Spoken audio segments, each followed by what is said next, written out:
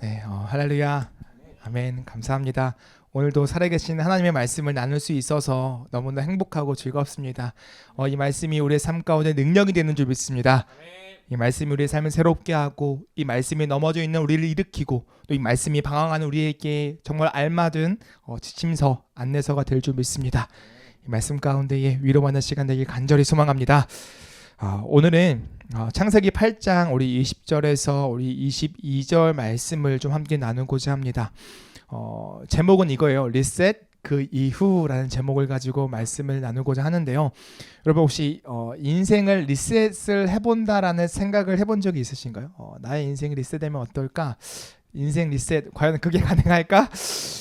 혹시나요? 여러분의 삶 가운데 인생을 리셋할 수 있는 기회가 주어진다면 여러분 어떠실 것 같아요? 어떤 마음이 드실 것 같아요? 그 기회를 잡으시겠어요? 아니면 그냥 버리시겠어요? 대단하신데요? 지금 행복하신가 봐요. 감사합니다. 인생이 후회가 많으신 분들은 무조건 잡는다라고 하실 거예요. 그죠? 인생이 후회가 많으신 분들은 저 당장 할래요. 제가 원하는 시즌도 선택할 수 있나요? 저 초등학교 1학년으로 돌아갈래요. 아니면 5살이요. 이렇게 생각할 수도 있겠죠. 여러분 그런데요.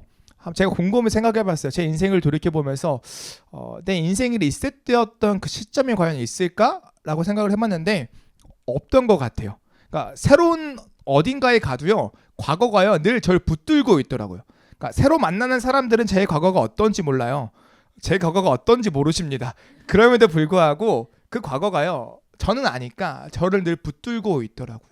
그래서 새로운 리셋의 인생을 산다는 것 자체가요 불가능한 일인 것 같더라고요. 그런데 오늘 말씀을 보니까요 마치 리셋된 인생을 사는 인물이 등장하더라고요. 누구냐면 노아입니다. 이 노아가요 말씀을 보니까 홍수 심판 이후에 아무도 없는 그 상황 속에서 자기와 자기 가족들뿐만 남아있는 그 인생을 새롭게 살기 시작합니다. 어떻게 보면요 리셋된 삶이지 않을까 싶어요. 오늘은요 이 리셋된 그 삶, 그 노아가 홍수 심판 이후에 새로운 시대를 만들어가는 그 시작의 단계 속에서 하나님께서 이 이야기를 통해서 우리에게 무언가를 말씀하시고자 하는 것인데 과연 우리에게 어떤 메시지를 하시기 위해서 그 리셋된 그 이후의 삶들을 우리에게 이야기하시는 걸까? 라는 그 주제를 가지고 좀 이야기를 나누고 싶어요. 왜냐하면 우리하고 동떨어진 이야기잖아요. 그렇죠? 우리에겐 이와 같은 일들이 벌어질 수 없다고요. 그럼에도 불구하고 하나님께서는 이와 같은 이야기를 하시는 데에는 분명한 이유가 있기 때문에 한번 그 이유가 무엇인지 좀 살펴봤으면 좋겠습니다. 우리가 계속 창세기를 쭉 살펴보고 있죠. 우리가 지난주까지는 이 노아의 의로움에 대해서 좀 이야기를 했었고 우리가 한참 건너뛰어서 노아의 홍수 심판에 대한 이야기는 하지 않고 바로 창세기 8장 20절과 22절의 말씀으로 넘어왔죠. 그 중간 이야기를 먼저 좀 해보고 싶은데요. 이 노아가요 하나님 앞에서 의인이었습니다. 당대의 완전한 자였어요. 그렇죠. 하나님과 동행하는 자였다고 성경은 기록하고 있습니다. 그러던 중에 하나님께서 노아를 택하여 부르셔서 방주를 지으라고 말씀하세요. 근데 그 방주를 지으라는 말씀이요 결코 만만치 않은 일이었습니다. 그렇죠? 정말로 엄청난 수고와 노동이 포함된 일이 그 일이었어요. 세상 속에서 이 부패한 시대 속에서 사람들을 거스르면서 아버지의 말씀을 순종한다는 것 자체가 만만치 않았고요. 그 큰 크기의 방주를 노아 혼자 짓는다? 더 쉽지 않았고요. 뿐만 아니라 역청도 발라야 되고요. 또요. 그 안에서 1년 동안 먹을 양식도 준비해야 되고요. 또요. 동물도 한 쌍씩 다 쳐다니면서 너 한 쌍이지 너 타 이래야 되고요. 정말로 쉽지 않은 일이었단 말이죠. 그럼에도 불구하고 노아는 그 말씀에 다 준행하였다라고 성경은 기록하고 실제로 그 노아가 그 말씀을 실행하죠. 그렇게 노아가요 방주를 타고 홍수를 심판을 받기 시작합니다. 그런데요 홍수방주 심판이요 무려 1년이나 시간 동안 진행되어집니다. 하루 이틀도 아니에요. 364일 1년이라는 시간 동안 이 홍수를 경험해야 돼요. 그 배 안에서 수많은 비가 내리는 소리 그리고 비가 그쳤는데 물이 사라졌는지 안 사라졌는지도 모르는 그 답답함 속에서 그 방주 안에서 1년 동안 살아야 했다라는 거죠. 그 와중에 노아가 어떤 행동을 하냐면 이제 궁금하잖아요. 비가 그치긴 한 것 같은데 내가 나가도 되나 안 나가도 되나 라는 상황이 궁금하니까 처음에 까마귀를 내보냅니다. 근데 얘가 안 와요. 까마귀가 돌아오지 않아요. 그래서 또 누굴 내보냈냐면 비둘기를 내보내요. 근데 비둘기를 갔다가 돌아오네요. 아직 물이 있구나. 그리고 또 비둘기를 내보내요. 그냥 감람나무 잎사귀를 물고 와요. 그래 좀 괜찮아졌나? 그거 또 보내요. 근데 이제 비둘기가 안 와요. 그럼 어떻게 해야 돼요? 사람이라면 나가면 되잖아요. 노아는 나가지 않습니다. 분명히 물이 멈췄고 땅이 말랐음을 느꼈을 거예요. 그래도 노아는 나가지 않아요. 하나님이 말씀하시기 전까지 노아는 그 자리에 머뭅니다. 성경을 보니까요, 빼꼼 열어서요, 물이 말랐는지 안 말랐는지를 확인했다라고 이야기해요. 지면에 물이 있는지 없는지를 확인했다라고 이야기합니다. 확인했음에도 불구하고 노아는 나가지 않아요. 끝까지 하나님께서 말씀하실 때까지 기다리는 게 노아였다라는 거죠. 그리고 하나님께서 노아에게 나가라고 말씀하시니까 노아가 그제서야 방주에서 나갑니다. 이게요, 노아의 모습이에요. 어떻게 보면요, 이 노아가 살았던 그 시대의 모습 속에서 노아의 모습을 보면요, 되게 멋있어요. 그러니까 처음부터 끝까지 하나님 말씀하시면 나아가고 아버지가 말씀하지 아니하시면 내가 멈추겠습니다라는 신앙의 삶을 보여주고 있다라는 거죠. 너무나 대단한 거예요. 너무나 놀라운 일인 거죠. 여러분, 그런데요, 오늘 말씀을 보니까 노아가 더 멋진 일을 행합니다. 오늘 말씀 20절에서요, 이런 이야기를 해요. 노아가 여호와께 제단을 쌓고 모든 정결한 짐승과 모든 정결한 새 중에서 제물을 취하여 번제로 제단에 드렸더니 라고 이야기합니다. 무슨 말이냐면 하나님께서 노아에게 방주를 나가라고 말씀하세요. 나가서 제일 먼저 하는 게 뭐냐? 번제, 제단을 쌓고 번제를 드리는 이 행위였다라는 거죠. 그러니까 오늘날로 이야기하면 뭐 하는 거예요? 예배를 드리는 행위였다라는 거예요. 대단하지 않아요? 나오자마자 하는 게 예배다. 그러니까 노아라는 인물이 하나님 앞에서 얼마나 의로운 자임을 우리가 여기서 한 번 더 느낄 수 있다라는 거예요. 그런데요, 우리가 한번 여기서요, 우리의 관점이 아니라 노아의 관점에서 한번 이 상황을 생각해 봤으면 좋겠습니다. 노아에게 있어서 방주에서 내린 이후에 드려진 예배가요, 과연 어떠한 마음으로 드려지는 예배였을까요?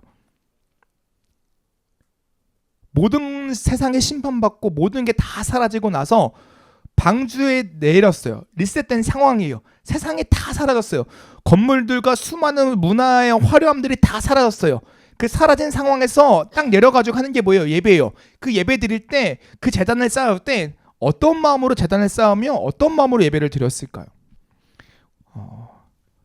우리가요, 무언가를 새롭게 시작할 때 보통 예배를 드리죠.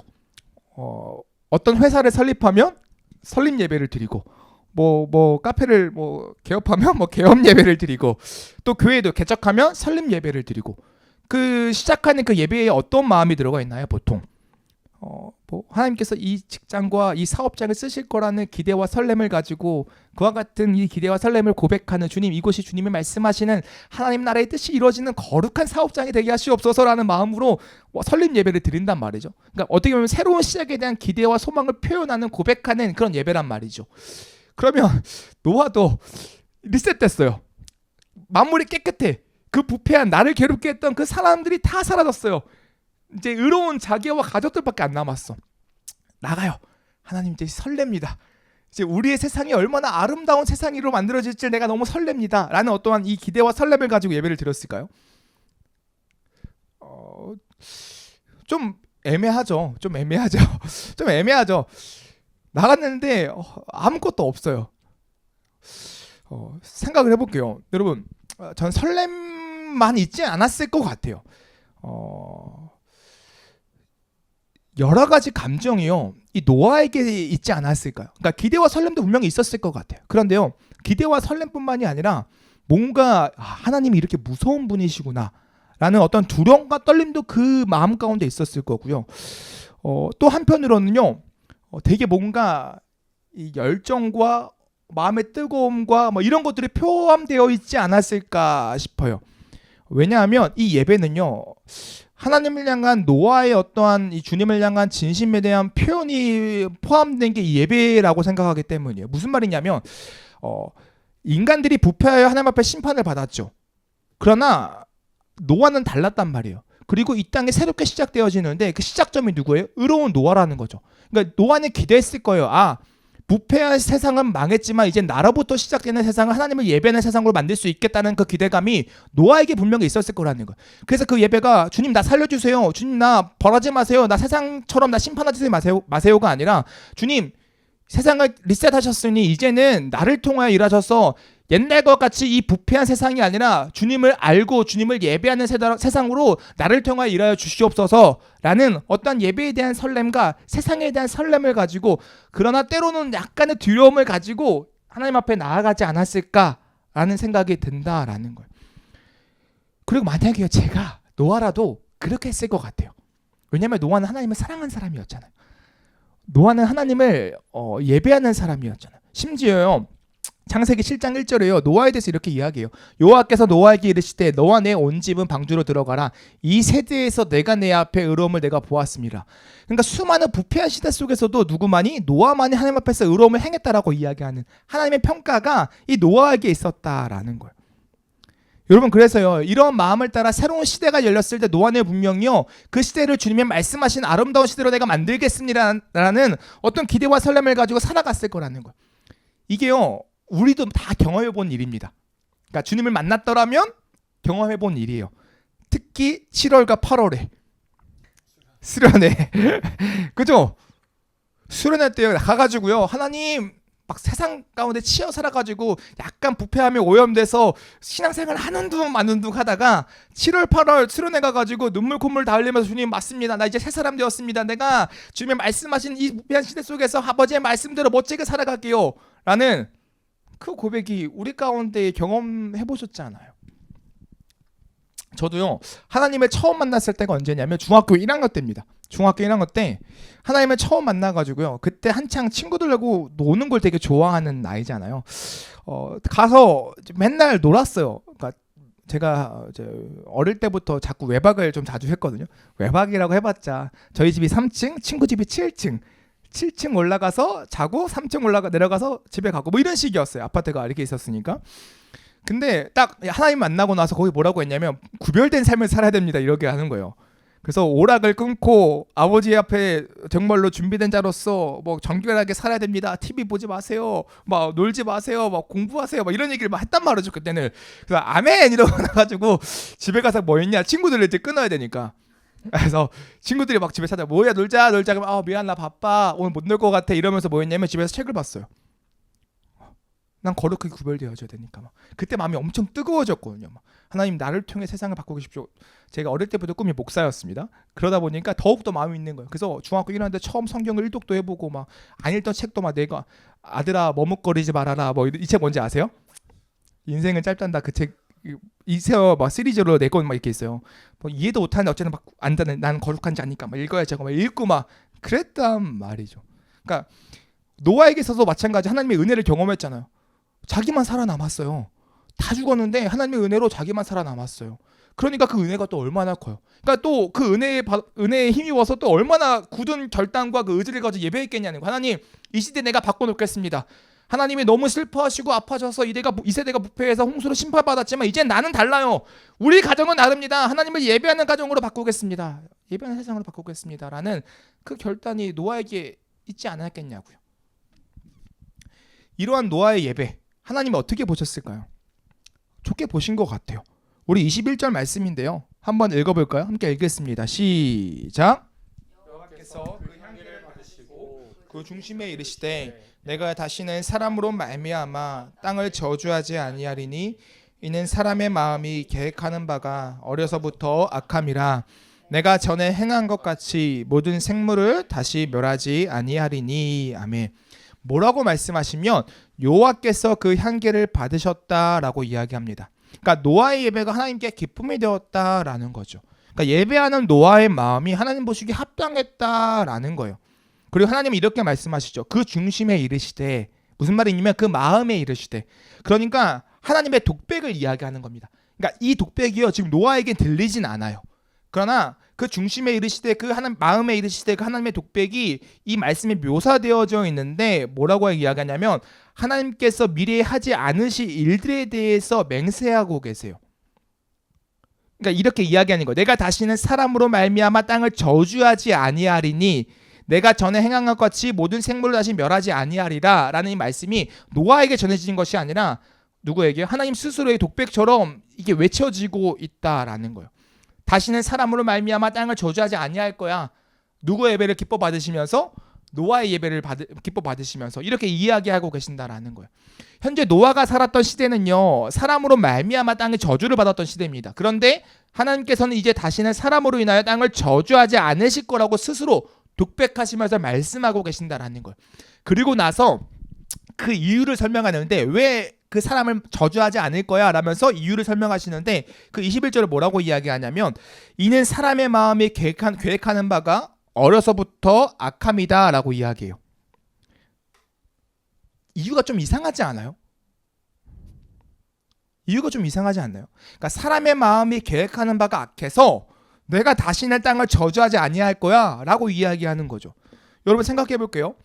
하나님께서요, 노아가 살았던 그 부패한 시대를 저주하시고 홍수로 심판하신 이유가 무엇이에요? 악해서요.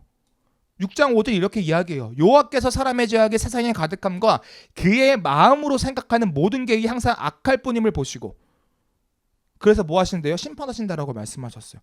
그러니까 그의 마음으로 생각하는 모든 계획이 항상 악할 뿐임을 보시고 심판하시는데, 이제는 그의 마음으로 생각하는 모든 계획이 항상 악할 뿐임을 보시고 심판하지 아니하시겠다라고 이야기하고 계신다라는 거죠.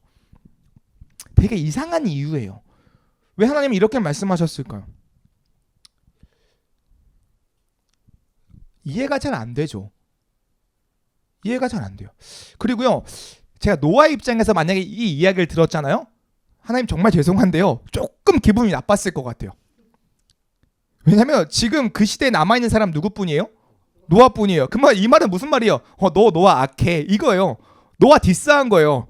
노아를 콕 집어가지고 너는 어려서부터 모든 계획이 악한 자야 라고 말씀하시는 거죠. 왜냐면 그 시대에 살아남은 거 누구뿐이에요? 노아하고 그의 가족들 뿐이에요. 그런데 여러분, 노아가 어떤 모습을 보였죠? 지금까지 어떻게 살아왔죠? 하나님의 말씀하셨던 모든 것들을 준행했다라고 성경은 이야기해요. 심지어 1년의 시간 동안 방주 안에서 열심히 버텨냈다고요. 아버지를 의지하면서, 하나님을 의지하면서요. 또 뭐예요? 자기의 멋대로 행동하지 않았어요. 자기가 나가도 됐는데 방주를 나가지 않았어요. 누가 말씀하실 때까지, 주님이 말씀하실 때까지, 하나님이 이야기하실 때까지 늘 순종하며 기다렸던 게 노아예요. 그런데 노아는 또 나오자마자 뭐예요? 하나님이 기뻐하시는 예배까지 드렸다고요.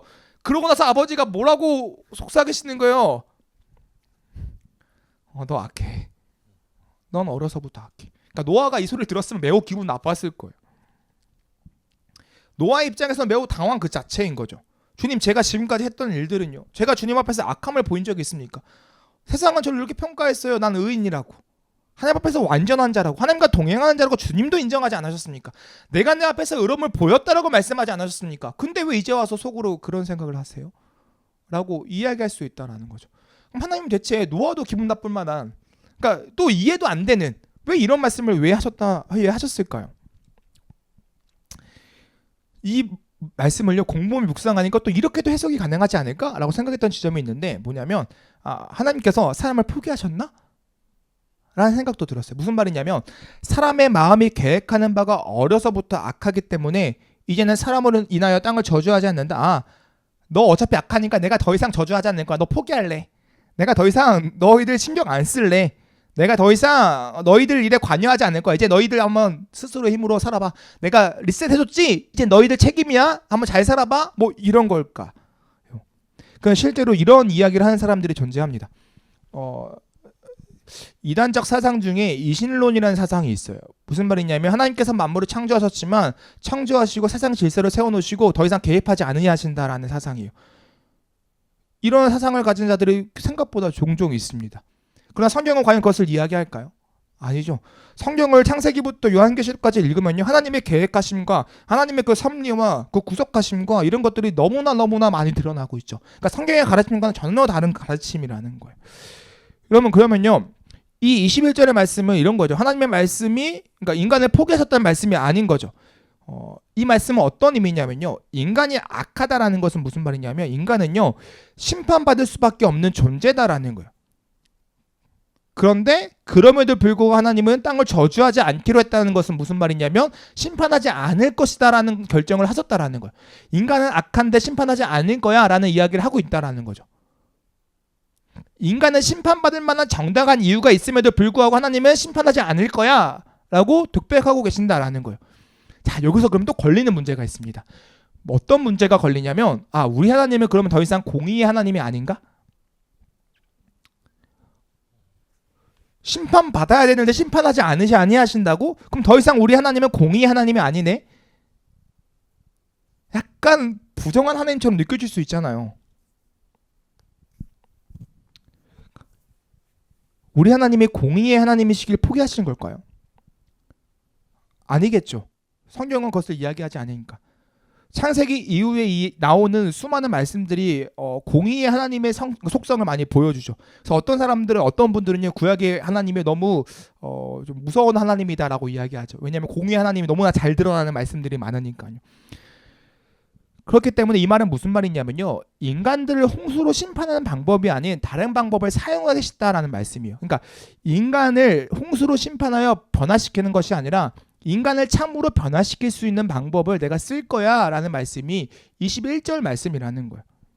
하나님의 적극적인 개입이 너희들의 삶에 있을 거야. 다만 그 방법이 홍수라는 심판, 땅을 저주하는 그 심판이 아니라 또 다른 방법으로 내가 너희들의 삶에 개입할 거야 라고 이야기한다라는 거죠. 그러니까 너희들이 악이 존재할 때 너희들이 악하니까 너희들은 실패할 건데, 그 실패에 대한 내가 답으로 심판을 향하는 것이 아니라 그 심판 대신 무언가 너희들이 본질적으로 해결할 수 있는 무언가를 너희 삶 가운데 행할 거야 라고 이야기하는 거예요. 하나님의 적극적인 개입을 말씀하시는 거죠. 그래서요, 22절에 이렇게 이야기하는 거예요. 땅에 있을 동안에는 심음과 거둠과 추위와 더위와 여름과 겨울과 낮과 밤이 쉬지 아니하리라. 여러분, 이 말씀은요, 땅에 있을 동안에 라는 말은요, 땅의 모든 날들은 이야기합니다. 근데 이 말은 무슨 말이냐면 땅의 유한함을 이야기하는 거예요. 유한함. 그리고 이 유한함 속에서 심음과 거둠과 추위와 더위와 여름과 겨울과 낮과 밤이 쉬지 아니한다라고 말씀하시죠. 이건 무슨 말이냐면요, 이 세계를 운행하신 하나님의 이 규칙성을 보여주는 말씀입니다. 그러니까 이러한 운행은 세상에 대한 하나님의 섭리적 축복의 표시를 의미한다라고 이야기해요. 즉 하나님께서 우리를 돌보신다라는 그 돌보심의 표현이 22절에 드러난다라는 거죠. 그래서 하나님의 개입하심, 하나님의 그 섭리와 돌보심이 우리들의 인간들에게 있을 거야 라고 말씀하고 계신다라는 거예요. 여러분, 그렇게 해요. 리셋 이후에 노아의 삶이 소망이 있던 것은 무엇이냐면요, 하나님의 적극적인 개입하심이 있다라는 사실에 있어요. 세상이 리셋됐지만, 그리고 노아가 당차게 하나님 앞에 예배를 드리면서 자신의 포부를 이야기하지만 너는 그렇게 못 살 거야. 너는 어려서부터 악하거든. 이렇게 말씀하시지만 더 나아가 그래서 내가 이제는 너희들 삶에 적극적으로 개입할 거야. 본질적인 너희들의 문제를 바꿔놓을 거야. 라고 말씀하고 계신다라는 거예요. 그런데요, 누군가 이렇게 생각할 수 있어요. 목사님, 그래도요, 노아잖아요. 기존의 사람과는 다르지 않을까요? 당대의 완전한 자라고 칭송받았던 노아잖아요. 여기서요, 성경의 이야기는 특별한 한 부분을 우리가 살펴볼 필요가 있는데요. 무엇이냐면 하나님은 땅을 다시금 저주하지 않을 것임을 말씀하시면서 어떤 단어를 쓰냐면 인간의 악함에 대해서 표현을 하는데 어려서부터 악하다라고 이야기해요. 어려서부터 악하다라는 것은 무슨 말이냐면 인간의 본성에 대한 이야기를 하고 싶은 거예요. 인간은 날 때부터 악한 존재다라는 거죠. 인간은요, 타락하고 부패한 존재로 태어난다라는 거예요. 그리고 이러한 인간의 악한 본성은요, 홍수라는 심판을 통해서 해결되지 않는다라는 거예요. 홍수란 심판이 있다고 해서 사람들이 무서워서 벌벌 떤다고 해서 그 사람의 본성이 선해지는 게 아니라는 거죠. 그 사람의 본성이 안 바뀐다라는 거예요. 그 본성의 문제, 그 부패함의 문제, 그 타락의 문제를 해결하기 위해서는 또 다른 방법이 필요하다라는 거예요. 성경은요, 계속해서 이야기합니다. 인간의 본성은 여전히 부패했다라고 말이죠. 타락한 인간은 아무리 노력해도요, 선한 인간이 될 수 없다라고 이야기합니다. 인간의 부패함은요, 리셋되어도 아무리 잘 살아도 노아로부터 시작되어도 여전히 유효하다라고 이야기하는 거예요. 인간의 방법으로는 해결되지 않는다라는 거죠. 여러분, 이 땅을 살아가는 모든 사람은 부패하였습니다. 아무리 선한 일을 많이 하고 주변 사람들에게 인정받아도 사람은 여전히 부패하였고 이기적인 존재예요. 심지어 예수님을 잘 믿는다라고 평가받는 사람들마저도 부패했고 이기적인 성향들을 분명히 가지고 있습니다. 이 땅을 살아가면서요. 죄성이라는 것이 있기 때문에. 여기서 우리는 한 가지 깨달을 수 있는 사실이 있습니다. 성경은요, 노아를 통해서 일어날 선을 기대하지 말라고 이야기하는 거예요. 세상이 리셋됐고 그 노아를 통해서 엄청난 사람으로서 무언가 시작될 것 같지만 그것을 기대하지 말라고 성경은 이야기하고 있는 거예요. 여러분, 노아는요 잘못된 기대를 할 수도 있습니다. 자신의 예배를 통해서 하나님 나를 통해 일하시옵소서, 나에 대한 기대감이 노아에게 있을 수도 있어요. 악한 자들은 모두 사라졌고 이 세상 가운데 하나님 앞에서 의롭다고 인정받는 내가 남았습니다. 주님, 내가 이제 새롭게 하겠습니다 라는 잘못된 기대감이 노아의 스스로에게 있을 수 있다라는 거예요. 그러나 성경은요 바로 그것을 차단해버립니다. 노아가 살았던 그 시대는 시대의 사람들이나 노아나 똑같다라는 거예요. 너도 어려서부터 악한 자야. 너가 이 땅 가자 살아남은 이유가 뭔지 알아? 너가 의인이어서가 아니라 너가 나의 은혜를 입었기 때문이야 라고 이야기하고 있다라는 거예요. 그래서 창세기 6장 5절과 창세기 8장 22절이 동일하게 우리에게 이야기하는 거죠. 악하다고요. 악하다. 어려서부터 악하다. 너의 본성이 악해. 부패했어 라고 이야기하는 거예요. 여러분, 그런데 우리는요 이것을 인정하고 싶지 않아 합니다. 안 그럴 것 같지만요 우리 일상 가운데 이와 같은 가치관들과 생각들이 얼마나 많은지 몰라요. 직장생활 해보면 알죠. 제가 직장생활은 많이 안 해봤다고 해야겠죠. 네, 뭐 알바 정도 해보고 뭐 나름 해봤다고 하면 이제 군생활하면서 이제 간부생활하면서 마주했던 분들과 그것도 나름 직장생활이니까요. 직업군인 생활하면서 그 안에서도 이런 얘기 많이 합니다. 저분만 없으면 우리 부대가 참 좋을 것 같은데, 저 사람만 없으면 이 부대가 참 잘 돌아갈 것 같은데, 저 사람 때문에 이 부대가 힘들어져, 저 사람 때문에 이 공동체가 힘들어져 라는 이야기를 하죠. 저만 하나요? 한 번씩은 다 해보셨죠. 솔직히 말하면 다 해보시잖아요. 누구만 없으면 이 회사가 잘 돌아갈 건데, 누구만 없으면 이 교회가 건강한 교회가 될 건데, 이 사람만 없으면은 생각, 이게 무슨 생각이냐면 선한 나만 있으면 된다라는 생각이에요. 저 사람은 악하고 나는 괜찮아, 저 사람은 부패했고 난 덜 부패했어 라는 어떠한 생각이 우리 마음 가운데 분명히 있다라는 거예요. 또 반대로요, 부정적인 평가가 아니라 긍정적인 평가로 이런 생각이 들어갈 수도 있습니다. 뭐냐면 나 같은 사람만 있으면 이 회사가 잘 될 텐데, 나 같은 사람만 있으면 이 교회가 대박 날 건데, 나 같은 사람만 있으면, 이런 생각이요.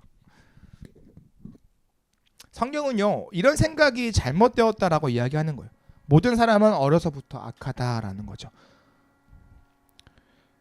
남을 향해서뿐만이 아니라 나를 향해서도 이런 생각을 해서는 안 됩니다. 우리는 인생이 어려움을 만날 때 이 어려움만 해결된다면, 이 문제만 해결된다면 새롭게 시작될 거야 라는 생각도 해서 안 된다라는 거예요. 마치 내 인생의 어려움의 원인이 타인에게 있고 어떤 문제에게 있다라고 생각한다는 거죠. 그러나 성경은 그렇게 이야기하지 않아요. 우리가 왜 힘들어요? 왜 어려워요? 왜 괴로워요? 나에게 있다는 거예요. 나의 부패함에 있다라는 거예요. 돈이 없어서 힘든 게 아니라 나의 부패함 때문에 힘든 거고요. 좋은 사람을 못 만나서가 아니라 나의 부패함 때문에 힘든다라는 거예요. 그래서 이런 생각을 버려야 돼요. 많은 분들이 이렇게 얘기해요. 우리 학생들 특히 만나면, 목사님 저요 좋은 고등학교만 가면 제 인생은 달라질 거라고 생각해요. 목사님 기도해 주세요. 제가 여기만 이 직장만 취업하면 제 인생은 달라질 거라고 생각합니다. 목사님 이 사업만 대박 나면 아마 제 인생은 달라질 거예요. 제 삶도 달라지고 제 신앙도 달라질 겁니다. 여러분, 그런데요 과연 달라질까요? 달라지지 않아요. 그 문제가 해결되었다고 해서 우리의 인생이 새롭게 시작되어지는 게 아니에요. 우리 고3 친구들이 가장 저희에게 만났을 때, 오랫동안 청소년 사역하면서 만났을 때 가져오는 많은 이야기 중에 하나가 뭐냐면, 목사님 제가 고3만 잘 넘기고 열심히 공부해서 좋은 대학 간 다음에 제가 그 대학의 이름을 가지고 주님의 이름을 전하는 데 쓰겠습니다. 목사님 제가 지방대 가서 이렇게 해가지고 하는 것보다 제가 서울에 있는 서울대, 고려대, 연세대 이런 데 가서 하나님이 날 쓰셨습니다 이야기하는 게 더 좋지 않아요? 그러니까 저 1년만 이렇게 할게요 라고 이야기하고 안 돌아오는 친구들이 진짜 수없이 많았습니다. 여러분, 그걸로 인생이 달라지지 않아요. 우리 인생이 새롭게 되려면요 우리가 가지고 있는 문제의 해결로는 불가능하다라는 거예요. 왜냐하면 그 문제의 해결이 본질적인 문제를 해결해 주지 않는다는 거죠. 홍수의 심판이 인간의 부패함을 해결해 주지 않는다라는 거예요. 심판은 세상을 변화시키지 못합니다. 하나님은요 마찬가지로요 홍수로 세상을 변화시키기 위해서 홍수를 내린 게 아니에요. 그러니까 그 심판을 통해 세상이 바뀔 거라고 생각해서 심판을 내리신 게 아니라는 거예요. 사람들이 착각합니다. 심판을 내리면 세상이 리셋되면 세상이 바뀔 거라고 하나님이 생각 가져서 홍수 심판을 내리신 거야 라고 생각을 해요. 아니에요. 아니에요. 하나님께서 홍수로 심판하신 이유 뭐냐면 세상이 바뀔 거라고 생각해서 심판을 내리신 게 아니라 악에 대한 심판으로서 홍수를 내리신 거예요. 홍수 심판을 통해서 창조의 질서를 확립하신 거지 홍수 심판이 인간을 본질적으로 선하게 만들지 않았다라는 거죠. 그래서 하나님께서는 뭐라고 말씀하세요? 계속 어려서부터 악하다. 홍수 심판 이후에도 어려서부터 악하다라고 말씀하시는 거예요. 홍수는 죄에 대한 심판이었을 뿐이지 심판의 불가피성을 설명할 뿐이지 홍수 심판을 통하여 사람을 새롭게 하려고 했던 것이 아니라는 거죠. 여러분, 형벌은요 인간을 본질적으로 바꾸지 못합니다. 만약 형벌로 인간이 본질적으로 바뀔 수 있다라고 생각하면 여전히 우리 마음 가운데 공로주의가 있는 거예요. 인간에게 선을 따라갈 수 있는 어떠한 힘이 존재한다라고 생각한다라는 거죠. 그래서 은혜가 아니라 형벌을 이야기하는 거예요. 타인을 바라볼 때 목사님 저 처벌해야 되지 않겠습니까? 저 사람 혼내야 되지 않겠습니까? 출교하십시오. 이 사람 어떻게 하십시오. 뭐 하십시오. 아니죠. 아니라는 거예요. 물론 성경도 형벌을 이야기하긴 합니다. 공의가 없지 않아요. 분명히 있어요. 죄에 합당한 형벌을 이야기하고 있어요. 심지어 뭐라고 이야기했냐면 레기 말씀에 눈에는 눈, 이에는 이라는 말씀도 있죠. 되게 무서운 말이에요. 눈에는 눈, 이에는 이. 뭐예요 이게? 공정한 재판을 이야기하는 말씀이에요. 그러니까 성경은 늘 공정한 재판, 합당한 재판, 그에 따른 상과 벌을 이야기하죠. 그러나 동시에 모든 인간은 벌을 만나다고 이야기함에도 불구하고 그 벌이 인간을 본질적으로 바꾸지는 않아 라고 이야기한다라는 거예요. 그 본질적으로 인간을 바꾸게 하시는 존재가 따로 있어 라고 이야기하는 거죠.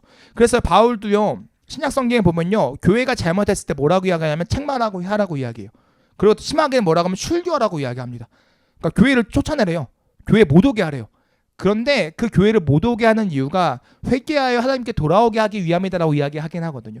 그러나 그거 자체가 그 사람을 변하게 하는 요소가 된다라고 바울은 이야기하지 않습니다. 절대로요. 바울에게 있어서 모든 중심은 하나님의 은혜예요. 하나님의 일하심인 거죠. 여러분, 그래서요 이 본질의 문제를 해결하기 위해서 오신 분이 따로 있다라고 성경은 이야기하는 거예요. 그것이 누구냐면요. 물론 이제 천천히 나가야 되지만 결론만 이야기하면 신약 성경에 그것이 명확히 드러납니다. 바로 예수 그리스도인 거예요. 심판으로도 해결할 수 없었던 인간의 본질의 문제를 해결하기 위해 오신 분이 있어요. 누구냐면 바로 예수님이라는 거예요. 예수님께서 이 땅에 오셔서 우리가 해결해야 하는 이 본질의 문제, 인간의 부패함과 이 타락함의 문제를 십자가의 죽으심으로 말미암아, 더 나아가 율법을 완전히 이루심으로 말미암아, 그리고 성령님의 은혜 가운데 주님과 연합하게 하심으로 말미암아 이 문제를 해결하신다라고 이야기하는 거예요. 예수님을 통해서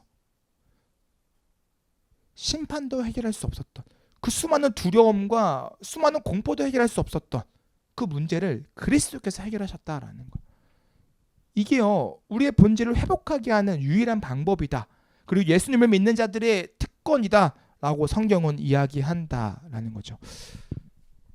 사랑하는 성도 여러분, 오늘은요 하나님께서 이 리셋 그 이후의 삶 가운데 예배하는 그 노아의 예배를 하나님께서 받으셨습니다. 그리고 그 예배 앞에 하나님께서 이렇게 말씀하시죠. 사람의 마음이 어려서부터 악하지만 내가 다시는 사람을 땅으로 저주하지 아니하겠다 라고 말씀하시죠. 이 말은 인간을 포기하는 말씀이 아니라는 거예요. 이것은 심판이 아닌 은혜의 방식으로 하나님께서 너와 함께 이 땅을 세워갈 거야 라고 말씀하시는 사건이라는 거예요. 하나님은 아신 거죠. 홍수와 같은 심판으로 인간의 본질을 바꿀 수 없다라는 거예요. 세상의 방법으로는 인간을 바꿀 수 없다라는 거죠. 그래서 하나님은 인간이 아니라 당신의 은혜와 섭리로 새로운 세상을 이어가시겠다라고 노아의 예배 가운데 말씀하고 계신다라는 거예요. 그렇게 우리의 소망은요 나 자신에게 있지 않다라는 사실을 우리는 깨달을 수 있습니다. 무슨 말이냐면요 내가 얼마나 선하게 살았는지가 중요하지 않는다라는 거예요. 내가 얼마나 지금까지 잘해왔는지가 중요하지 않다라는 거예요. 하나님의 은혜가 나를 살리고 하나님께서 시작하신 구원이 나를 이끌어 가신다는 사실이 이 리셋된 그 이후의 노예의 삶을 통해서 하나님의 말씀하신 이 말씀, 이 독백 가운데서 우리에게 전해지고 있다라는 거죠. 그래서 더 이상은요 우리는 새 인생을 꿈꿀 필요가 없는 거예요. 똑같거든요. 초등학교로 간다고 해서 유치원 때로 돌아간다고 해서 달라질 게 없다라는 거예요. 우리 막 상상하잖아요. 유치원 때로 돌아가면 어떻게 할 거야? 초등학교로 돌아가면 어떻게 할 거야? 단 조건이 있어. 지금의 내 모든 지식과 생각을 다 가지고 가야 돼. 막 이런 이야기들 유치하지만 해보셨잖아요. 유치하지만 한 번쯤 해보셨잖아요. 막 친구들하고 내가 지금 이 지식과 이 경험과 이 노하우와 이 모든 것들을 가지고 초등학생으로 간다? 난 실패하지 않지 라고 생각하잖아요. 근데 성경은 이야기 실패해. 실패해. 왜냐하면 인간은 부패했거든. 인간은 악하거든. 실패해. 그래서 우리는요 더 이상 그 과거를 꿈꿀 필요가 없어요. 왜냐하면 우리 리셋 그 이후의 삶, 우리의 삶이 본질적으로 변할 수 있는 이유는 어디에 있냐면 예수 그리스도에게 있기 때문에, 그리스도에게 있기 때문에. 모든 것이 끝난 자리에 아무것도 보이지 않는 광야 한폭발일지라도 우리는 그곳에서 하나님을 신뢰한다면, 더 나아가 그곳에서 하나님께 예배드리며 하나님께서 일하심을 기대한다면 그걸로 충분하다라는 거예요. 사랑하는 성도 여러분, 매일의 삶을 살아갈 때 후회하는 삶을 살지 마시길 간절히 소망합니다. 우리의 본질을 해결해 주신 그 예수 그리스도를 믿으며 지금 주어진 오늘 하루를 그냥 기대함과 설렘을 가지고 살아가셨으면 좋겠습니다. 리셋된다고 해서 달라질 거 없어요. 지난 날을 곱씹어 봐도 의미 없습니다. 의미 없어요.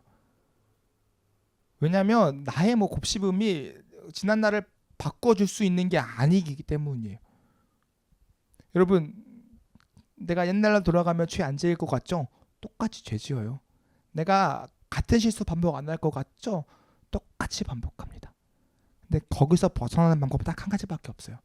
예수님에게 온전히 붙들려 있을 때, 그리스도와 하나 되어 그 성령의 충만함 가운데 내가 취해 있을 때, 그때 달라져요. 그때 새로워져요. 저는 우리 성도님들이 그렇게 살았으면 좋겠습니다. 지난날에 갇혀서 후회하고 살지 말고요.